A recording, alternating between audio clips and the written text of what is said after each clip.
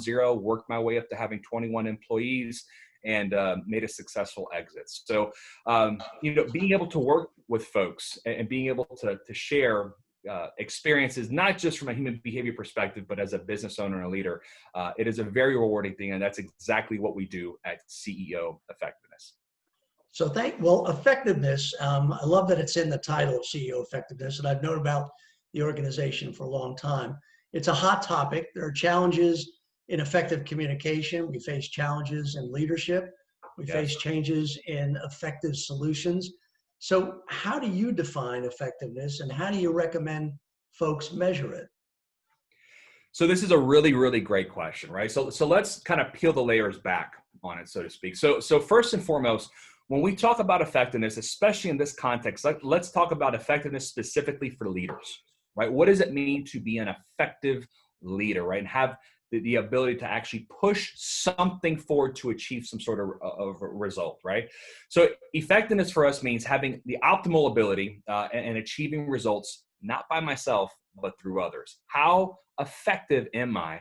How good, how well can I achieve a specific task, objective, or goal through others, right? And that requires a whole heck of a lot of synergy, communication, understanding, and cultural interpretation of not just the business itself and the organization, but the individual that you are talking to and the folks that are on your team, right? And so what does this require for a leader, right? To be effective, what does it require? Well, first and foremost, you have to take a really close look at what your own mental models are. And you're going to hear me talk about mental models quite a bit throughout our conversation today, and I will certainly elaborate more on that as we go. But when we're talking about being able to visit certain things that are ingrained, the neural circuitry that's been kind of imprinted and pushed in your brain does it for a reason, right? Our brains do not like ambiguity. It interprets ambiguity as danger. So we like to know what to expect. Well, if we know what to expect, that means we're being predictable, right? And I have some sort of an assumption of what an outcome is going to be.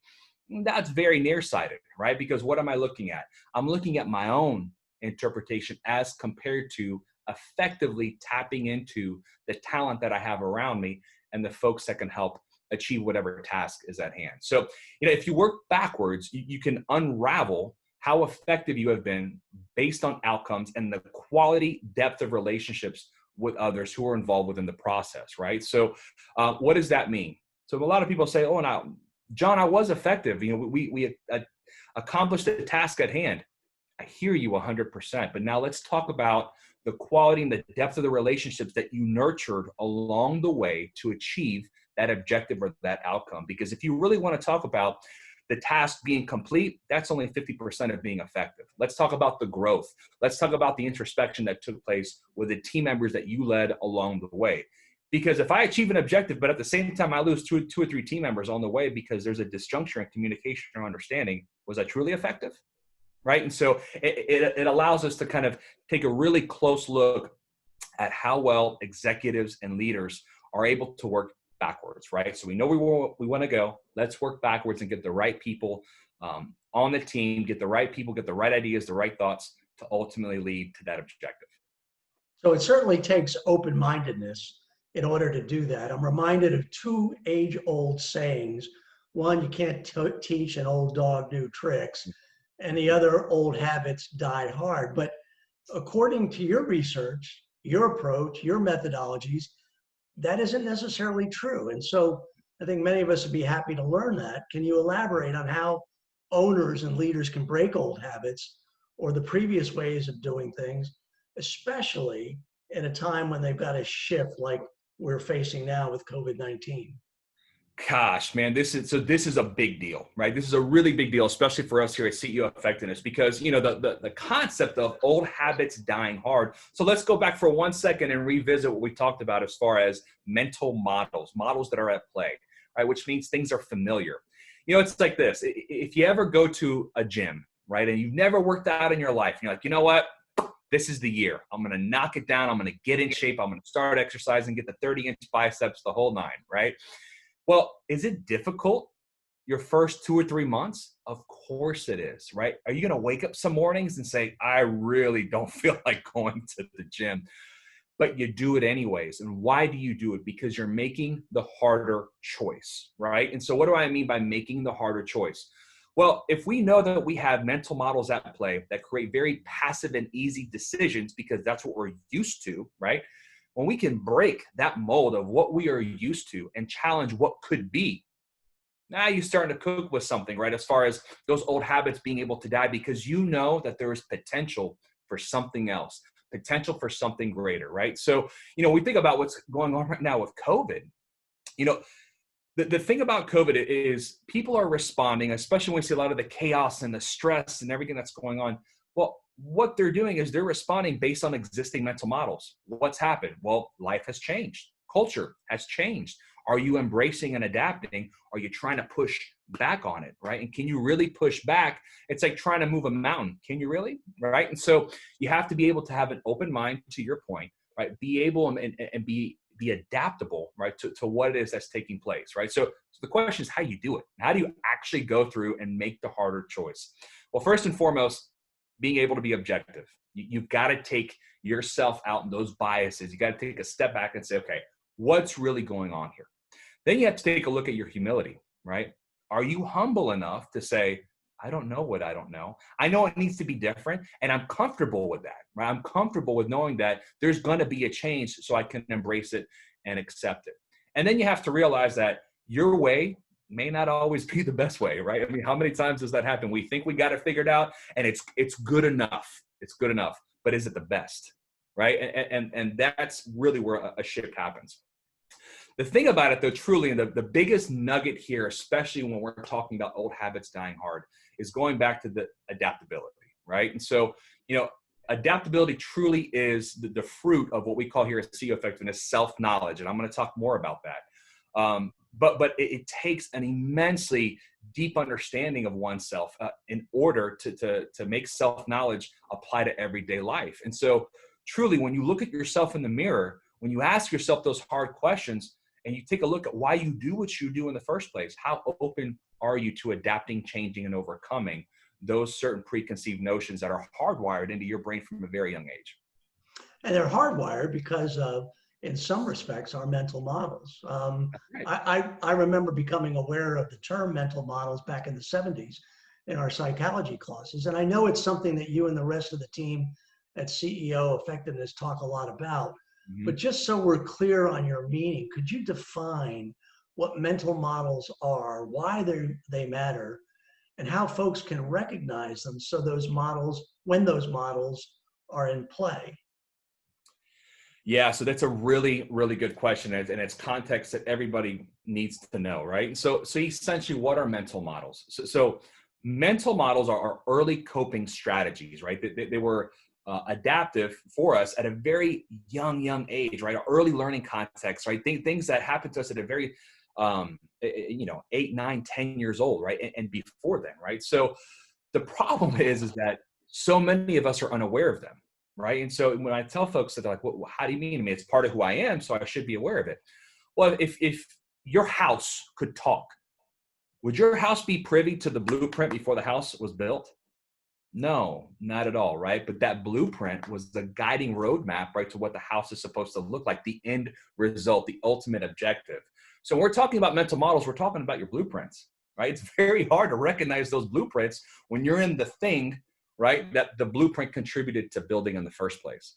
So you have to take a really deep dive to figure out how those things are influencing you, because truly those mental models, they serve as almost like a governor on a car, right? They will cap out what your potential is based off of coping strategies that worked when you were 6, 7, 8 years old, but they certainly won't work when you're 42, 43 and you're running a multi-million-dollar company, right? Two very different playing fields, but they're ingrained, right, into what we do and how we are. So, they limit what we can accomplish through cognitive habits. And the whole thing about it too, it's not just the cognitive side, but it's the social support that has come along with it, right? Relationships with mom, dad, brother, sister, best friends, other professionals, other colleagues, all this stuff, right? That kind of creates a sense of validation for us, an idea of no, this is the right way to do it, but is it really, right? So let's push back on that. Let's challenge that.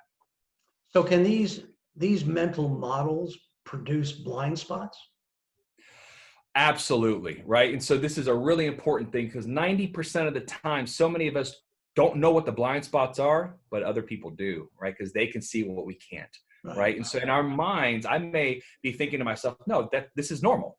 And to somebody else, no, I'm sorry, Dr. Gloria, that's not normal, right? So let's identify where that comes from, those preconceived notions in the first place. I know some of your colleagues at CEO Effectiveness, and the approach that you all use is a holistic and all-encompassing one. Could you explain some of the other pillars included within your approach and why they matter when helping guide business owners and leaders to the next level of success that they're looking for? So this is really important. And when you take a look at CEO effectiveness, and a lot of folks sometimes they'll loop us in that to be executive coaches. The thing about us and our methodology truly is that everyone on our staff has produced incredible research. They're at the PhD level.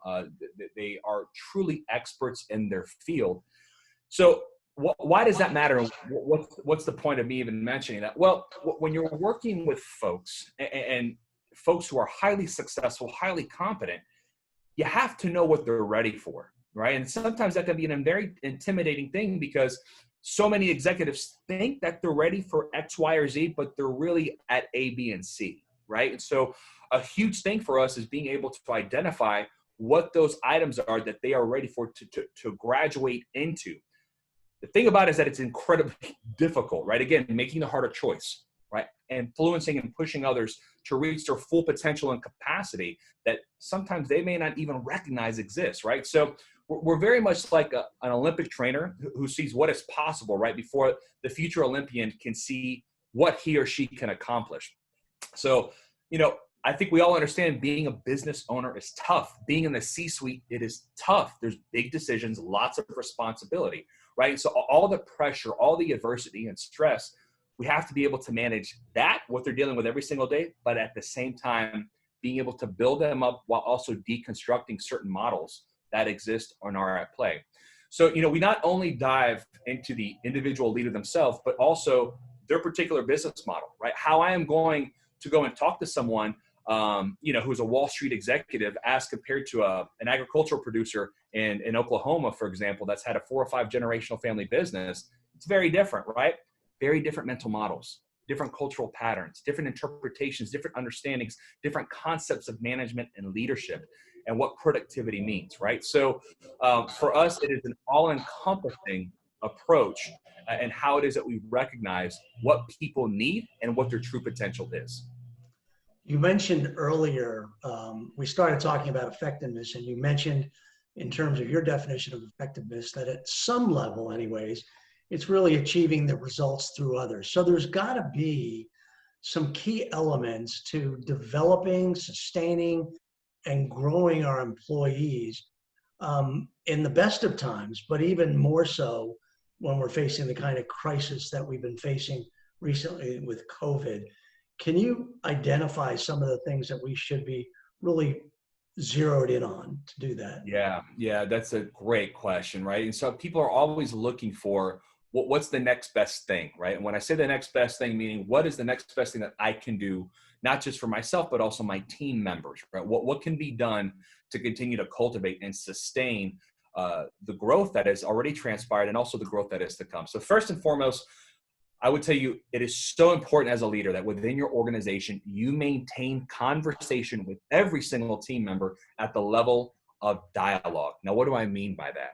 Well, if you think about the style of conversation, right, you would have with someone who could be a boss to you, right, or a client or a customer who is extremely dissatisfied with something, how you will talk to them compared to how you will talk to your best friend, which will be at the level of dialogue. It's very different, right? So what do you want to achieve? What do you seek to accomplish?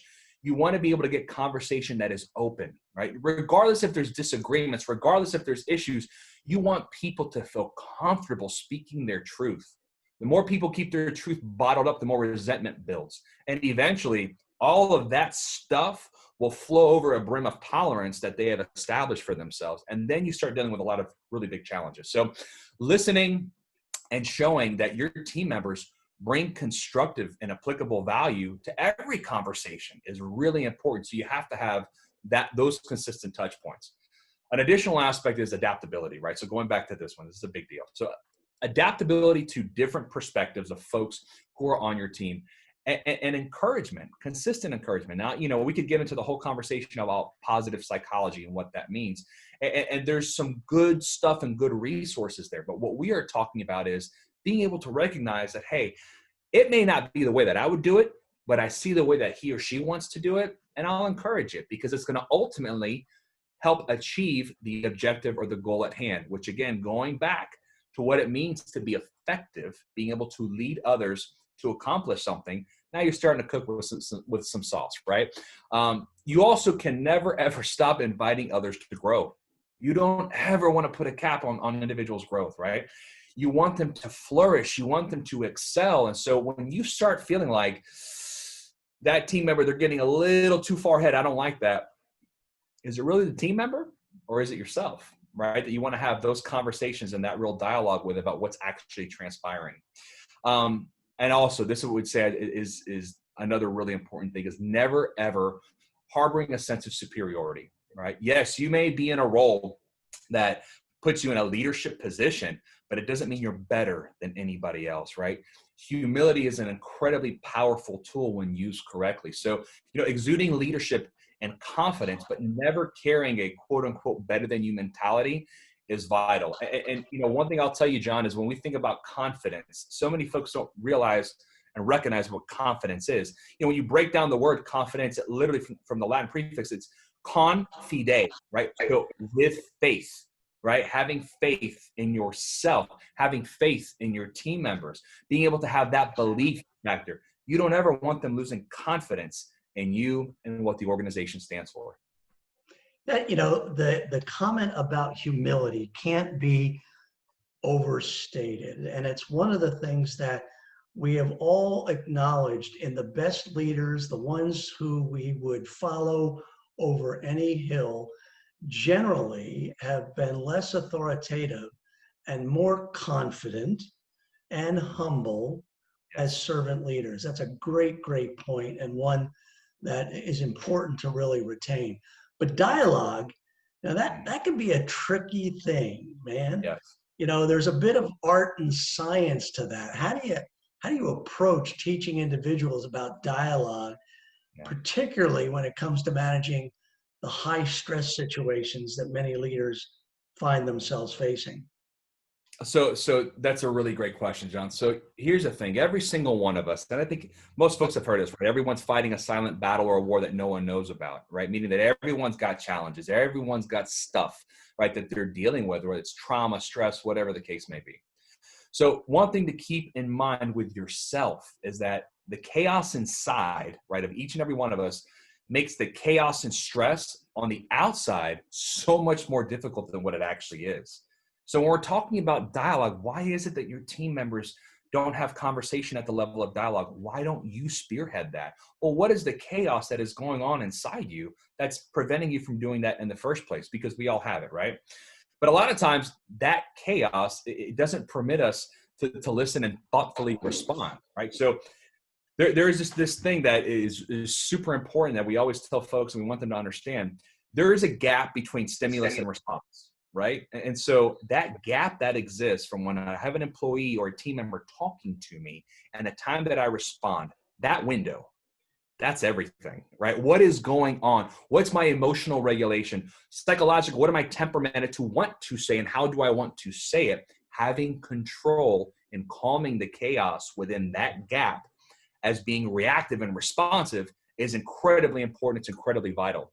So with us here at CEO, we help leaders master that inside as well as the outside because they're interconnected, right? So it really is something that is amazing to observe and is incredibly fulfilling when you start to see folks calm the inner chaos, even though they may feel like they don't have chaos.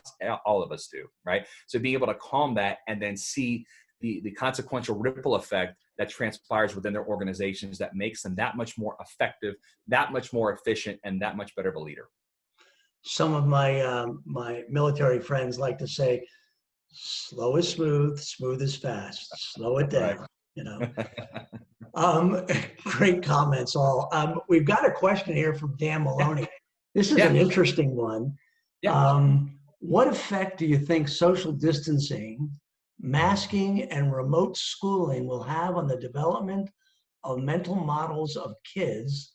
And how will this affect their leadership learning? Great So question. that's a great question. And Daniel, thank you very much for that question. So, here's the thing. Where do kids, what are the models that are set forth by children, right? Well, who are they looking at?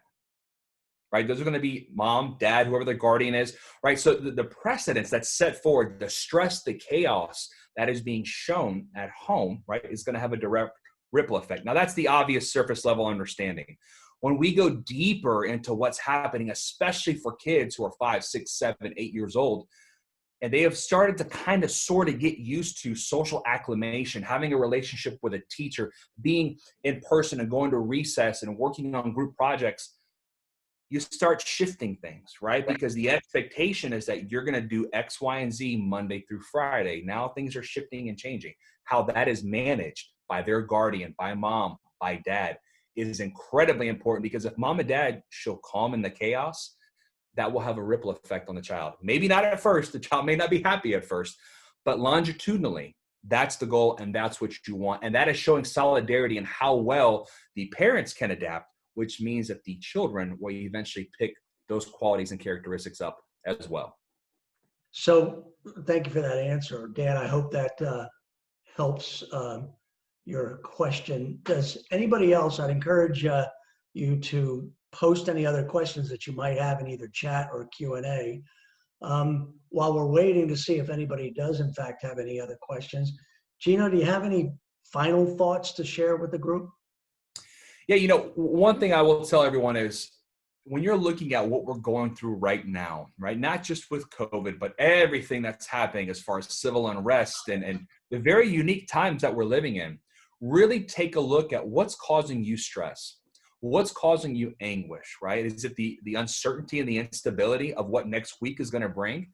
Is it something bigger than that? Is it something smaller than that? So many folks are just kind of going through the motions right now, and they're just trying to figure out what to do, right? Because there's such a huge aspect of things being unpredictable that a lot of folks don't like that ambiguity. Again, go back to the beginning. The brain interprets ambiguity as danger, right? And so there's all these red caution flags that are going on. And then at the same time, we don't quite understand and can't listen to the inner chaos because we're so focused on the exterior chaos. So give yourself the opportunity to just be still. Be still, take a step back, breathe, recollect what it is that your objectives are and your goals are, not just personally, but for the folks that you have influence over as well. Just giving yourself that time, you would be amazed, right, at how much good that can do you. And I'll tell you, share a personal thing for me. Every morning I wake up and I do 30 minutes of meditation. No phone, no music, no TV, no one. It's just me by myself. And I force myself to just completely blank slate my mind, because there's so much stuff that we're all having to deal with. I want to really feel and hear what that inner chaos is in that particular day so I can quell it. So that is certainly one thing that I would recommend folks do, especially in times of high stress. That's great advice. And if you have a hard time being still, let me personally recommend Tai Chi as a moving alternative to that. I find that as a great way to still my mind. So anyway, there are no more questions. We wanted to be sensitive to your time, and we're coming right up on the top of the hour. So Gino, I want to thank you for being here. Great information. I'm sure all of us will have taken a nugget or two with us. I'll remind you that we'll send a follow-up thank you, and Gino's got something that he wants to pass along to everybody, so we'll include that in thank you. And once again, thank you all for taking time to be with us this afternoon, and stay strong, stay safe. Absolutely. Thank you so much, John. I greatly appreciate the opportunity. My pleasure. See you now.